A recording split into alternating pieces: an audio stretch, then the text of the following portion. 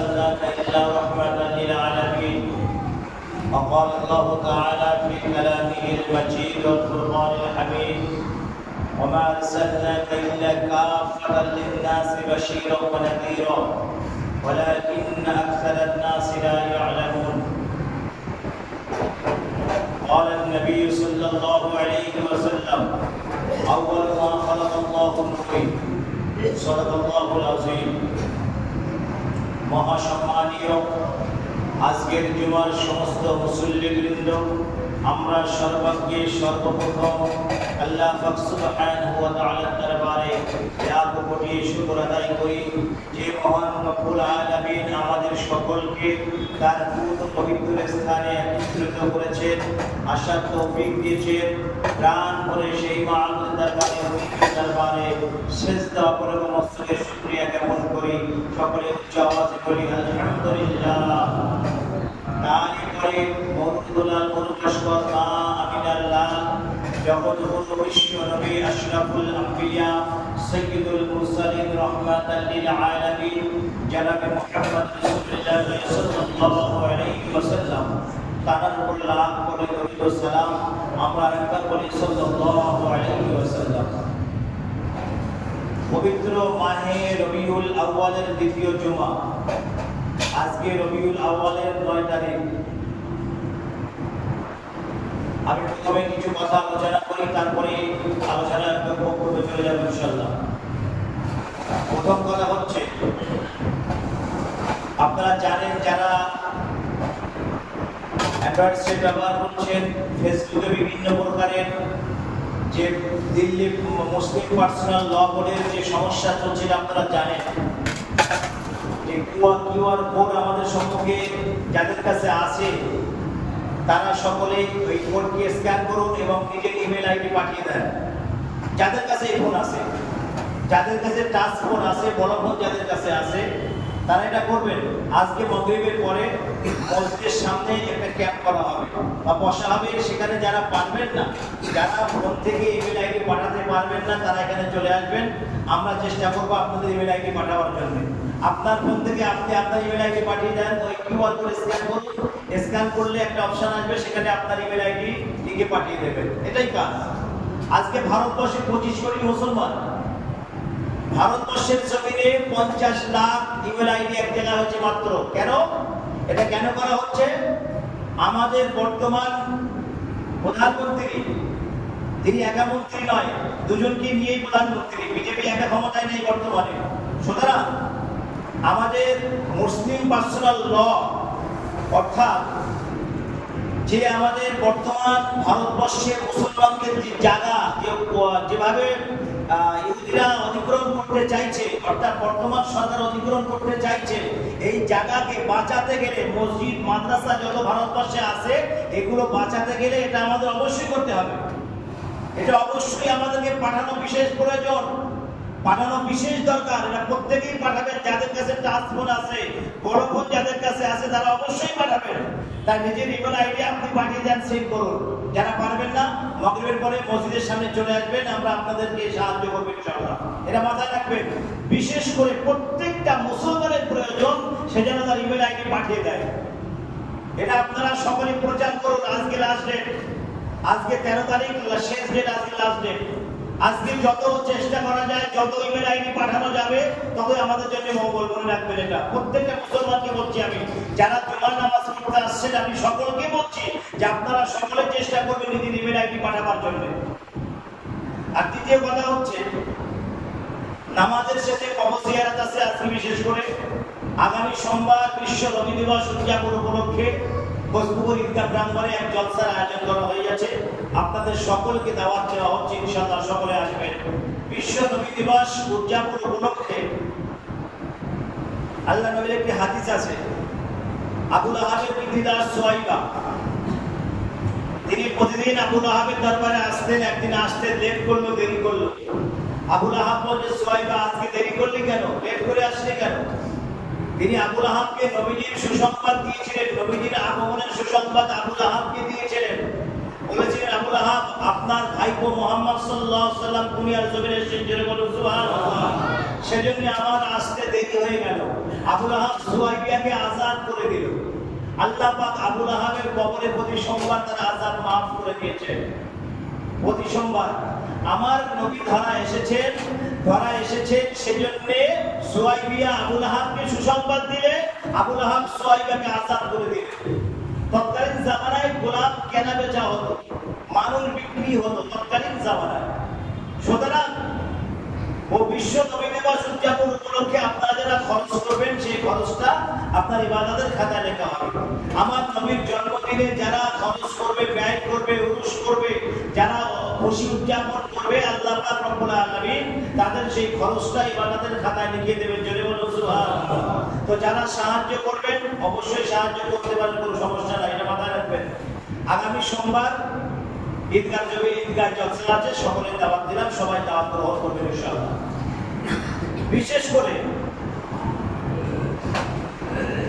যে আলোচনা আজকে কোরআনে কারীম থেকে দুইটি আয়াত তেলাওয়াত করেছি, নবী পাকের জবান মোবারকের একটি কথা আলোচনা করেছি। আবার নবী প্রথমে বলছেন, হযরত জাবের রাদিয়াল্লাহু তাআলা হাদিসটি বর্ণনা করেছেন, তিনি বলছেন আমার নবীকে আমি বললাম, ইয়া রাসূলুল্লাহ সাল্লাল্লাহু আলাইহি সাল্লাম আপনি সৃষ্টি সম্পর্কে কিছু বলুন। এই হাদিসটি জাবের রাদিয়াল্লাহু তাআলা বর্ণনা করেছেন, তিনি বলছেন আমার নবীকে আমি বললাম, ইয়া রাসূলুল্লাহ সাল্লাল্লাহু আলাইহি সাল্লাম আপনি সৃষ্টি সম্পর্কে কিছু বলুন।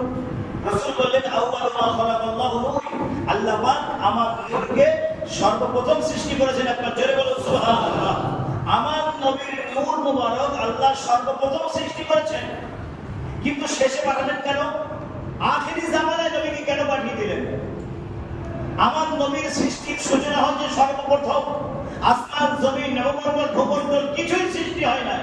আরশ কুরসি লৌহ কলম কিচ্ছু সৃষ্টি করেন নাই আল্লাহ, আসমান জমিন পর্যন্ত সৃষ্টি করেন নাই তখন। এখন আমার আল্লাহ আমার নবীর নূরকে সর্বপ্রথম সৃষ্টি করেছে আর দুনিয়ার জমিনে পাঠিয়েছেন সর্বশেষে। কেন এই সর্বশেষে পাঠাবার কারণ? তৎকালীন জামানায় যেসব নবীরা এসেছিলেন, মুসা আলাইহিস সালাম, ঈসা আলাইহিস সালাম, জাকারিয়া, ইয়াহইয়া, ইয়াকুব, ইসমাঈল, ইসহাক, ইব্রাহিম, যত নবী যারা এসেছিলেন তৎকালীন জামানায়, কিন্তু সেই সব জামানার চেয়ে বর্তমান সমাজের আরব সমাজটা নবীর আসার আগের কথা বলছি, ঈসা আলাইহিস সালাম থেকে নিয়ে 200 বছর পর নবী আসেনি দুনিয়ার জমিনে। সেই যে সময়টা পার হয়েছে ওই সময়টাকে আইয়ামে জাহিলিয়াতের যুগ বলা হয়। ইসলামী ইতিহাসে আইয়ামে জাহিলিয়াতের যুগ বলা হয়। সেই জাহিলিয়াতের যুগে আমার নবীকে ধারায় পাঠিয়ে দিলেন। একবার জোরে বলুন সুবহানাল্লাহ। নবীকে আরবে কেন পাঠালেন? বিশ্বের জমিনে অনেক দেশ আছে, অনেক কান্ট্রি আছে বিশ্বের জমিনে, নবীকে আরবে কেন পাঠালেন? দেখেন, নবীকে আরবে পাঠানোর অনেক উদ্দেশ্য আছে, আমি কয়েকটি বলছি। আরবরা তৎকালীন জামানায় মানুষের মতো ছিল না, হিংস্র জন্তু জানোয়ারের মতো ছিল। হিংস্র জন্তু জানোয়ারের মতো আরবরা তাদের ব্যবহার ছিল। তারা মানুষকে মানুষ বলে গ্রাহ্য করত না।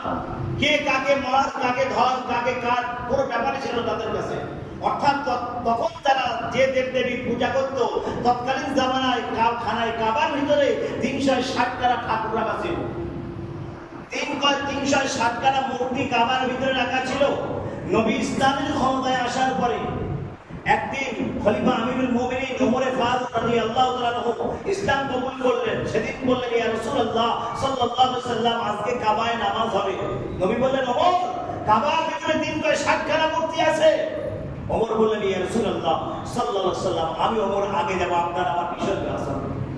যার কাছে কাবার চাবি থাকে তাকে দাওয়াত করতে হয়, ডাকতে হয়, কিন্তু যেদিন ওমর কাবায় আসলেন সেদিন তাকে বলতে হয় নাই, সে চাবি নিয়ে আগে কাবার সামনে হাজির হয়েছে, দরজা খুলে দিলেন। আল্লাহ নবী আল্লাহর হাবিব মূর্তিগুলো সব বার করে বাইরে ফেলে দিলেন আর বললেন, যা আল হক ওয়া যাহাকাল বাতিল ইন্নাল বাতিলা কানা যাহুকা। এই কথা বললেন, ঠাকুরগুলো মূর্তিগুলো সব বাইরে বার করে দিলেন। সেই দিন থেকে কাবায় নামাজ হওয়া চালু হয়ে গেল। আপনারা জোরে বলুন সুবহানাল্লাহ। খলিফা আমিরুল মুমিনিন ওমর ফারুক রাদিয়াল্লাহু তাআলা নবীকে বদল করতে গিয়েছে। যাই হোক, সে ঘটনা পরে আসবে ইনশাআল্লাহ। আমি যে কথা বলতে চাচ্ছিলাম যে তৎকালীন জামানায় তারা তাদের দেবদেবীর পূজা করতে বেশি। এখন আমার নবীকে যখন কাবার জমিনে পাঠানো হলো, নবী যখন ইসলামের দাওয়াত দিচ্ছেন, কাফেররা রেগে আগুন, হে মুহাম্মদ আমরা যে দেবদেবী পূজা দীর্ঘদিন ধরে করে আসছে, আমাদের বাপ দাদারা করে এসছে, তারা কি ভুল করেছে?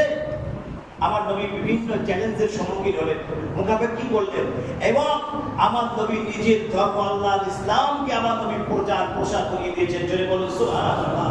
আজকে সেই ইসলাম গোটা বিশ্ব জুড়ে ওয়ার্ল্ডের ভিতরে দুটো ধর্ম এবং ইন্টারন্যাশনাল ধর্ম দুটো, ইসলাম আর খ্রিস্টান। মনে রাখবেন, ওয়ার্ল্ডের ভিতরে দুটো ধর্ম, ইসলাম আর খ্রিস্টান।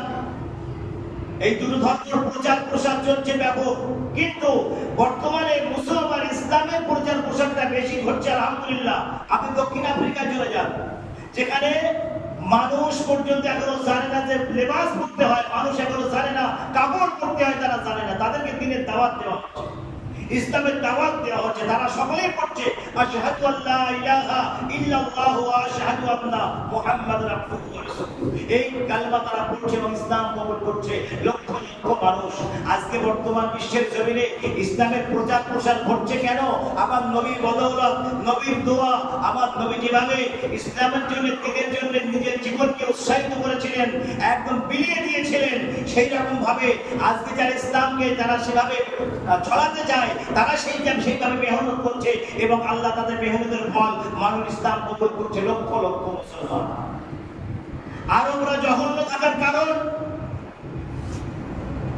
আরবদের ভিতরে মানুষকে চিনত না, ভাইকে চিনত না, ভাই বোনকে চিনত না, মা সন্তান নিজের মাকে চিনত না, ইত্যাদি ইত্যাদি। যাদের জঘন্য ভাষা, জঘন্য ব্যবহার, সেই ব্যবহারের জন্য আমার আল্লাহ বড় ক্ষুব্ধ হয়েছেন যে বিশ্ব নবীকে এই জায়গায় পাঠালে, যদি 1,24,000 পয়গম্বর ওই জায়গায় পাঠাতে, আরবরা জীবনে সোজা হতো না।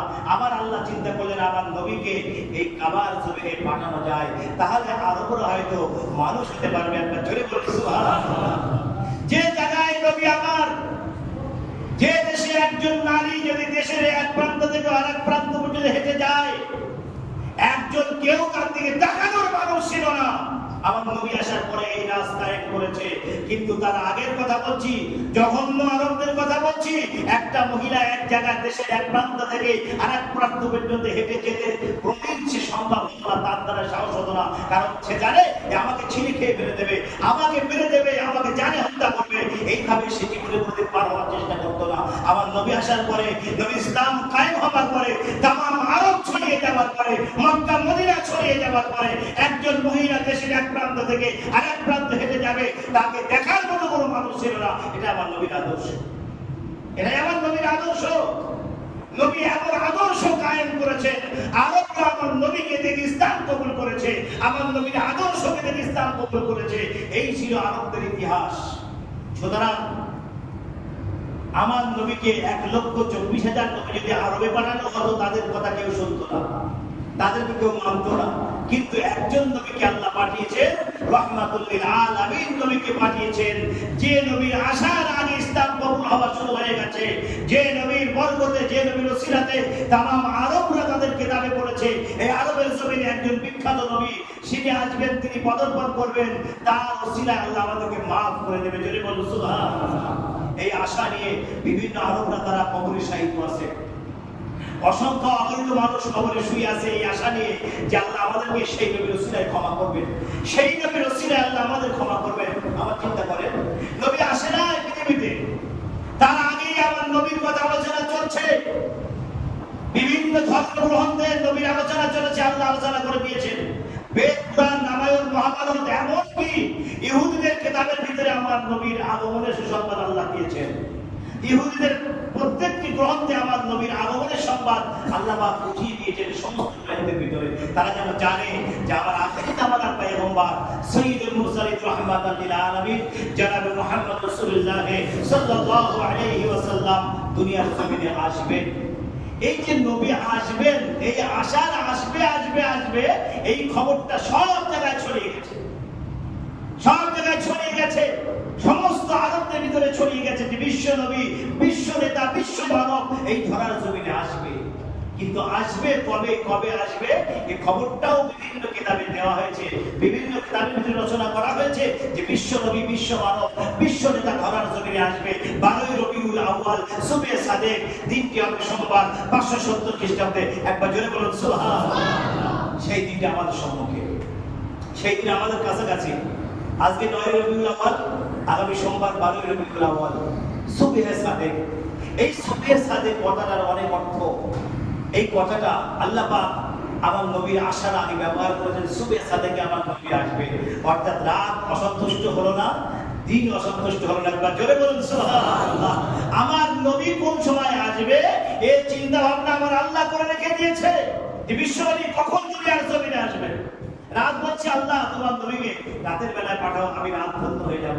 দিন বলছে আল্লাহ তোমার নবীকে দিনের বেলা পাঠাও, আমি দিন ধন্য হয়ে যাব। আল্লাহ বলছে রাত এবং দিন তোরা দুজনেই খুশি থাকবি। আমি এমন একটা সময় আমার নবীকে পাঠাবো, না রাত বলতে পারবে না দিন বলতে পারবে। আল্লাহু আকবার। আমার নবীকে সুবে সাদেকে আল্লাহ দুনিয়ার জমিনে আনলেন। কিন্তু সেই সময় আব্দুল মুত্তালিব খানায় কাবার মোতাবাল্লি ছিলেন। আব্দুল মুত্তালিব খানায় কাবার মোতাবাল্লি ছিলেন। আব্দুল্লাহ দুনিয়ার জমিনে নাই। কারণ আব্দুল্লাহ দুনিয়ায় আসার আগেই, আমার নবী দুনিয়ায় আসার আগে আব্দুল্লাহ ইন্তেকাল করেছেন। খাজা আব্দুল্লাহ দুনিয়া থেকে বিদায় নিয়েছেন। কেমন নবী? এতিম নবী। আমাদের এতিম নবী, যে নবীর আব্বা নবী আসার আগে আব্বা বিদায় নিয়েছেন। 6 বছর বয়সে আম্মা যারা আমিরা ইন্তেকাল করেছেন। ছোট্টবেলা থেকে আমার এতিম নবী, সেই নবীর আলোচনা আগামী সোমবার ইনশাআল্লাহ করব, আপনারা আসবেন। সেই নবীকে নিয়ে আলোচনা করব। আল্লাহ বলতেছে যারা আমার নবীকে নিয়ে আলোচনা করে আমি তাদের উপরে আমি আল্লাহ খুশি হয়ে যাই। একবার জোরে বলুন সুবহানাল্লাহ। যেখানে মিলাদুন নবী জলসা বলেন আর সেখানে আমার নবীকে নিয়ে আলোচনা হয় না, সেইটা মিলাদুন নবী জলসা বলে কোনোদিন গণ্য হবে না। আল্লামা দাদা হুজুর কেবলা রাহমাতুল্লাহ আলাইহি ওসিয়াতনামায় পরিষ্কার লিখে দিয়েছেন, যেখানে মিলাদুন নবী জলসা বললো আর নবীকে নিয়ে আলোচনা হলো না, সেটা মিলাদুন নবী জলসা বলে কোনোদিন গণ্য হতে পারে না। সুতরাং আগামী সোমবার ঈদগাহ আপনাদের সকলকে দাওয়াত দিচ্ছি।